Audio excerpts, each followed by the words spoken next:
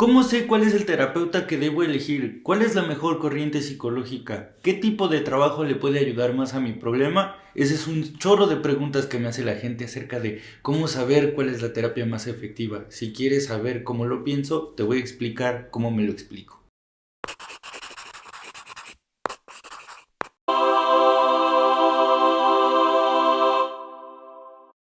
¿Qué onda, gente pinche guapa? ¿Cómo están? Bienvenidos a Cómo me lo explico, un espacio en donde yo voy a responder todas esas preguntas que tenías miedo o dudabas hacérselas a un psicólogo. Házmelas a mí y yo te voy a explicar cómo me lo explico, cómo está en mi cabeza y sobre todo te voy a dar fuentes o información en donde tú puedes consultar para que veas que no te estoy mintiendo y que todo lo que yo estoy haciendo está respaldado de alguna forma. Entonces, hoy vamos a hablar un poco sobre cómo elegir al mejor terapeuta, cómo elegir a la mejor forma de trabajo, y para eso tienes que entender que todos los terapeutas somos muy diferentes y todos los terapeutas tenemos perspectivas muy distintas. Eso es una palabra que se llama epistemología, que básicamente quiere decir la manera en que los terapeutas vemos el mundo. Y para entenderlo hay que ver un poco de la historia. Te voy a explicar las olas o las épocas de la psicoterapia.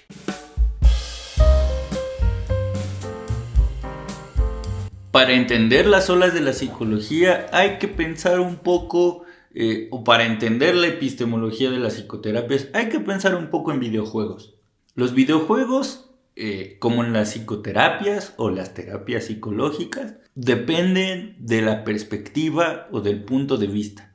Los videojuegos de primera persona, first person games o first person shooters, señor Francis, están basados en la perspectiva de la persona que está jugando. Es decir, estamos dentro de la persona que está en la plataforma o está jugando. Y básicamente la primera ola es así. Lo que tratamos de entender es la persona o lo que sucede dentro de la persona que está jugando.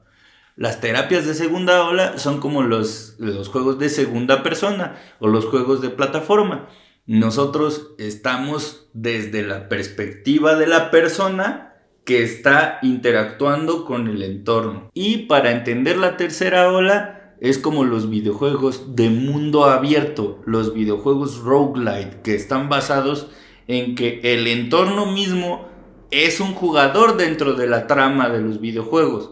Juegos como Hades, como Binding of Isaac, o todos los roguelikes o metroidvanias podrían entenderse como juegos de tercera persona, porque el tablero o el juego mismo forma parte de la experiencia del videojuego. Y así son las terapias de tercera ola. Ven que el contexto forma parte de la vida o de la conformación de los problemas de las personas. Entonces, una vez teniendo claro esto, vamos a ver un poco de la historia de la terapia. Primero está la primera ola. Se le llama la primera ola porque fue la primera vez en la que alguien supuso que la terapia podría funcionar para resolver problemas. Antes no sé cómo resolvían sus problemas, yo creo a golpes o algo así. Entonces llegó una persona que fue considerada un loco y nos dijo que chance y hablar podía ayudar a resolver problemas. La gente diría, ¿fue Freud? Pues no fue Freud. La primera persona que habló de la cura por la palabra fue un francés. Se me acaba de olvidar el nombre. Y fue con base en este autor que Freud dijo, a lo mejor, chance, y la cura por la palabra sí es posible. Y entonces la primera ola se centró en la persona, en tratar de entender cómo funciona la mente, lo que sea que eso sea. Y en ese entonces las únicas maneras que tenían para explicar el mundo era la modernidad, las máquinas. Entonces la mente tenía que trabajar como una máquina, algo así como una legión de personas que están adentro de tu cabeza, que tenían que seguir cierto orden y que tenían que ocupar cierto lugar en tu cabeza, y que cada función tenía una razón de ser, muy influenciado por los psiquiatras y por la neurobiología y así, y muy centrada en la tecnología que había en ese entonces. Entonces la única manera que había para entrar a la mente de las personas era dialogar. A la verga, si es un puto, jálate, perro. ¡A la verga! Y la primera ola estaba muy centrada en que la persona se entendiera a sí misma. Me caes bien. Tú también. Y entendiera cómo funciona la cabeza. ¿Dónde archivamos un nombre?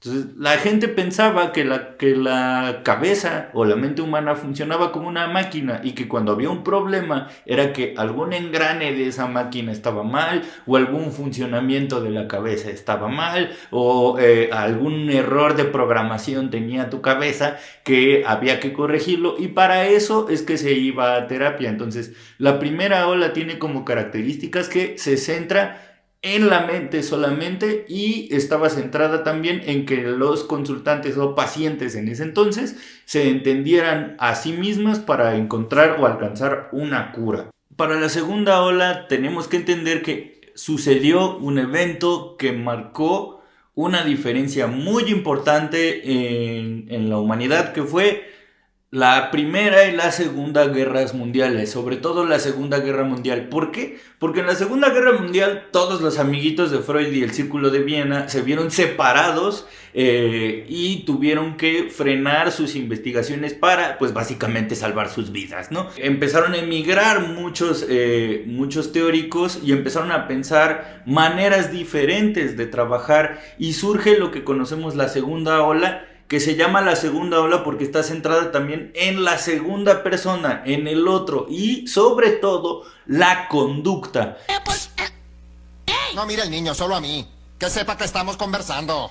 Ya no todo tenía que ver con la mente, sino también con la conducta. No solamente había que entender la mente humana ni cómo funcionaba, sino también entender que nosotros con nuestras acciones también estamos alimentando nuestra mente de alguna manera. Y es aquí donde surge el conductismo como una manera de entender a la mente humana, y a partir de este momento es que se trata de hacer que la mente humana o la psicología se apegue al método científico. Y entonces surgen las medidas psicométricas con Binet, los betas y maneras de evaluar la mente humana para tratar de ver cuáles son los estándares y tratar de alcanzar un promedio. Entonces, de esta segunda ola podemos rescatar que la conducta era algo muy importante y que tenía que ir acompañada de alguna manera con la mente, y sobre todo que la mente tenía que poderse medir de alguna manera, que tendría que llegar a un promedio, a una mayoría.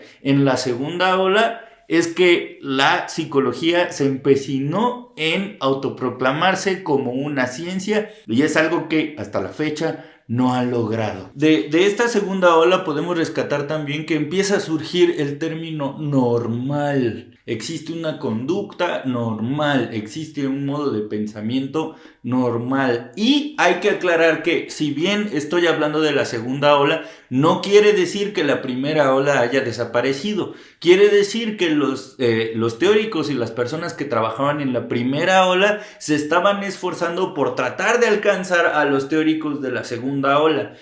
El futuro es hoy, ¿oíste, viejo? Entonces, de alguna manera, los de la primera ola trataban de recordarnos que la mente era importante y que no teníamos que soltarla para entender a la mente humana, pero los de la segunda ola también decían, oye, la conducta también es importante, no podemos jugar a que todo vive en nuestra cabeza. Que quiero que se entienda de una vez que no trato de decir que al avanzar a la segunda ola ya desapareció toda la primera, o al avanzar a una tercera va a desaparecer la segunda, o la cuarta o la quinta, no, sino que todo se va nutriendo, se va mezclando. Lo importante de la segunda ola es que en la segunda ola también la apoyó mucho el desarrollo de la tecnología.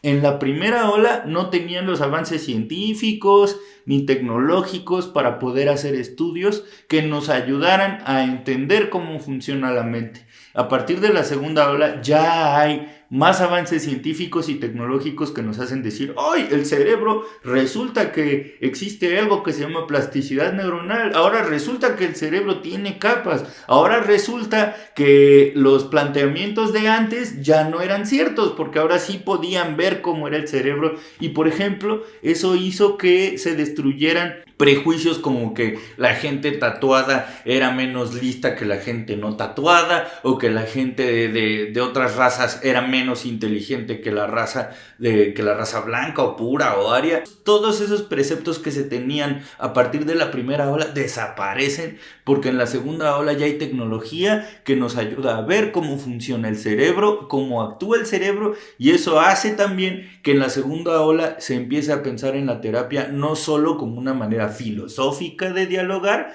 sino que también la conducta nos dice qué está pasando con la salud de las personas. Esa es más que nada la segunda ola. Y después de la segunda ola, que podríamos situarla a partir de la Segunda Guerra Mundial hasta finales del siglo XX, a finales del siglo XX surge algo que se llama tercera ola. Si se van dando cuenta, el trabajo de la psicología va desde el individuo, y en la segunda ola va los efectos de la conducta en el alrededor, y en la tercera ola lo que sucede es que los terapeutas nos sentamos y dijimos: ¿qué tanto lo que aprendimos en la segunda ola está resolviendo problemas? ¿Qué tanto lo que aprendimos en la segunda ola está ayudando a la calidad de vida de la gente? Y empezamos a hacernos preguntas, porque descubrimos que los manuales de diagnóstico, a pesar de existir, se tenían que estar actualizando, y en las actualizaciones había personas que se quedaban atrás, había personas que se quedaban marginalizadas, había, a pesar de existir un manual, la expresión de ciertos trastornos o de ciertas condiciones no era la misma, a pesar de que existía un manual. Y entonces los terapeutas de la tercera ola nos preguntamos: ¿no será que el contexto tendrá que ver en cómo se expresan ciertas cosas en las personas? Vaya, no encuentro fallas en su lógica. Entonces la tercera ola lo que dice es: a lo mejor no todo es mente, no todo es conducta, o no es la conjunción de las dos cosas, sino que a lo mejor el contexto tiene que ver. Las terapias de tercera ola son lo que llamamos terapias contextuales, o terapias que tienen que ver con el contexto, o terapias dialógicas. ¿Por qué le llaman terapias dialógicas? El hombre o la mujer está en el mundo, actúa en el mundo, y el mundo también hace que la persona cambie su conducta. Es decir, un mexicano cuando va a otras partes del mundo no deja de ser mexicano. Sí, I'm Mexican, I can say what's up, nigga. ¿Qué pasa, güey? ¿Qué pasa, vato? Pero dependiendo del lugar en el que esté, va a ir aprendiendo costumbres nuevas, conductas nuevas, creencias nuevas, puntos de vista nuevos, marcos vitales nuevos que van a afectar su conducta. Entonces la tercera ola trata de poner énfasis en el contexto. Antes de asumir que la persona es la que está mal o la que está enferma de algo, hay que ver cuál es el contexto en el que ha crecido, porque a lo mejor el contexto nos explica mejor qué es lo que pasa, y así no tenemos que andar tratando como enfermos a las personas. Lo que tratan de explicar las terapias de tercera ola es que a veces los marcos históricos o sociales en los que las personas están pueden promover o no que aparezcan ciertas problemáticas, y que no necesariamente puede ser algo que esté mal dentro de las personas o algo que esté generando conductas repetitivas. Tal vez el contexto es lo que nos ayuda a explicarlo más. Esto también está muy influenciado por un momento en la psicología o en la forma de entender la terapia que se llama antipsiquiatría, que no es como los antivacunas que decimos que los psiquiatras no sirven para nada. No, sino que la antipsiquiatría es un movimiento que surgió para decir que no todo es empastillable, no todo debe entenderse como una enfermedad. Tenemos que descartar antes todas las especificaciones o causas que podrían explicar de una mejor manera la aparición de problemáticas para las personas. Es más, el movimiento antipsiquiátrico propone también no entender a las personas como enfermas, sino entender primero alrededor de las personas y después empezar a sospechar sobre posibles diagnósticos. No es que los diagnósticos psiquiátricos no existan, es que a veces tenemos que evitar que se confundan ciertas cosas con problemas fisiológicos. Los síntomas que me describe indican una osteocereptus. Entonces, las terapias de la tercera ola tratan de explicar, o primero lo que intentan es ver cómo se ha construido la manera de ver el mundo de los consultantes y qué es lo que es necesario entender de la historia o del contexto del consultante para que este problema que nos trajo a terapia tenga importancia. Aquí no solo me voy a fijar en la mente, o a lo mejor lo que pasa en la mente es importante, pero no es el objetivo de las terapias de la tercera ola. Pensamos que la conducta no solo alimenta a la persona, sino que alimenta también al contexto, y en el contexto también se obtiene cierta retroalimentación y va moldeando nuestra conducta. Empiezan a haber críticas a la manera moderna de hacer terapia. Y no es que la manera moderna esté mal. De hecho, se llama moderna porque surgió a la par con la revolución industrial, que era lo que se le conocía como la era moderna de la humanidad. Y entonces las terapias que critican esta modernidad o que empiezan a proponer ideas diferentes se les llama posmodernas. Favor de no confundir con esto. Pues es que el arte contemporáneo pues muchas veces exige un poquito más del espectador, ¿no? Sino que lo posmoderno surge como una crítica a las etapas modernas. Y de hecho, en la terapia sistémica, que es la que yo practico, hay enfoques tanto modernos como posmodernos. Lo único que cambia en lo sistémico es que trata de entender a la persona en relación con el mundo y cómo el mundo se relaciona con la persona. Por eso se llaman de tercera ola. Ya no es primera persona, ya no es segunda persona, sino que el entorno mismo forma parte de la problemática. Y entonces puede suceder que a lo mejor algo que es un problema para alguien no es un problema para otra persona. Voy a poner un ejemplo que explica esto del contexto. Si nosotros como hombres salimos a la calle a las 12 de la noche, a lo mejor no generamos tantos miedos o tanta paranoia o tanto nerviosismo como el que sí podría generar una mujer saliendo a las 12 de la noche. Una terapia de primera ola diría: esta mujer tiene histeria, y a lo mejor la histeria explica por qué genera esta paranoia a las 12 de la noche.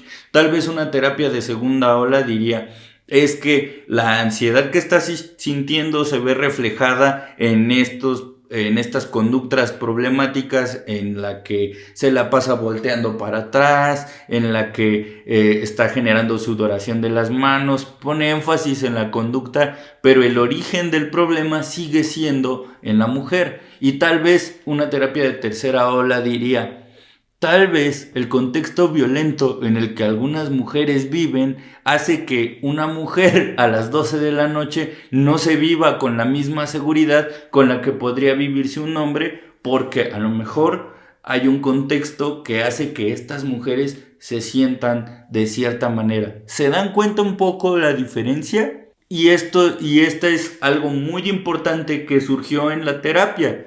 Por eso todas las terapias en la actualidad están tratando de rescatar el contexto, porque fue algo que históricamente se nos olvidó tomar en cuenta, y no porque fuéramos malos investigadores o porque no se nos haya ocurrido antes, sino que antes no se pensaba que el contexto formara parte del establecimiento de problemáticas.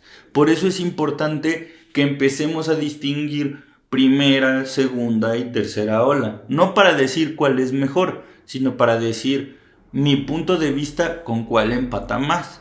Las terapias actuales están más enfocadas en la tercera ola porque, como siempre, la terapia se va realimentando y va aprendiendo de sus errores. Y no quiere decir que las otras escuelas no tengan su propio proceso, porque el psicoanálisis inicial o el proto-psicoanálisis, a lo mejor el de Freud, tenía ciertas ideas que otras autoras y autores han criticado, han cuestionado y que han tratado de avanzar con el tiempo para dejar atrás esos errores. También los terapeutas conductistas tienen sus propias olas y sus propios desarrollos. Tan es así que ya hay terapias con epistemología conductual que le están tirando a las terapias contextuales, o sea, que ya se están acercando a ese tipo de ideas. Los humanistas también, los sistémicos, pues, ¿qué les digo? Tienen sus propias olas dentro de sus olas. Entonces, la terapia y los terapeutas y las epistemologías van cambiando. Lo que hay que preguntarnos es, ¿mi manera de pensar empata con este terapeuta? Y si sientes que no, tal vez sea mejor idea cambiar de terapeuta, cambiar de corriente o cambiar de forma de trabajo. No existe la terapia perfecta, no existe la terapia que 100% ayude a todas las personas. Hay terapias que tienen más eficacia con ciertas problemáticas. Aquí les vamos a dejar información de ejemplos. Sin embargo, la terapia funciona con dos: el terapeuta y la persona que consulta. Creo que la que hay que preguntarnos es ¿qué comparto con mi terapeuta para que este proceso también funcione?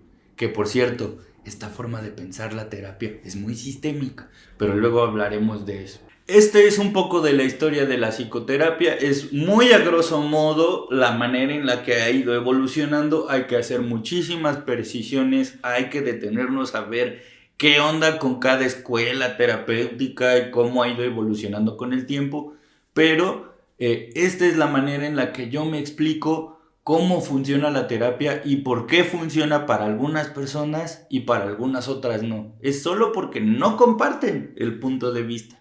Y espero que les haya servido, que les haya gustado. Déjenme sus dudas y sus preguntas en la caja de comentarios para que nosotros sepamos dónde hay que profundizar. Y es importante que sepan que todo este contenido se está grabando en un lugar que se llama Conversaciones Constructivas, que es una asociación civil de terapeutas sistémicas y sistémicos a las que ustedes pueden acercarse en sus redes sociales, pueden pedir informes en formas de trabajo sistémicas como la terapia narrativa, la terapia de sesión única, la terapia con equipos reflexivos, etc. También es importante que sepan que vamos a tener contenidos en donde voy a charlar con otros terapeutas que no necesariamente van a ser sistémicos, aunque en su mayoría sí, pero no necesariamente van a ser sistémicos. Voy a conversar con terapeutas conductistas, terapeutas psicoanalistas, terapeutas humanistas, que vamos a estar dialogando sobre problemáticas para que ustedes también puedan ver diferentes puntos de vista de diferentes terapeutas y que ustedes vayan con quien ustedes se sientan más a gusto.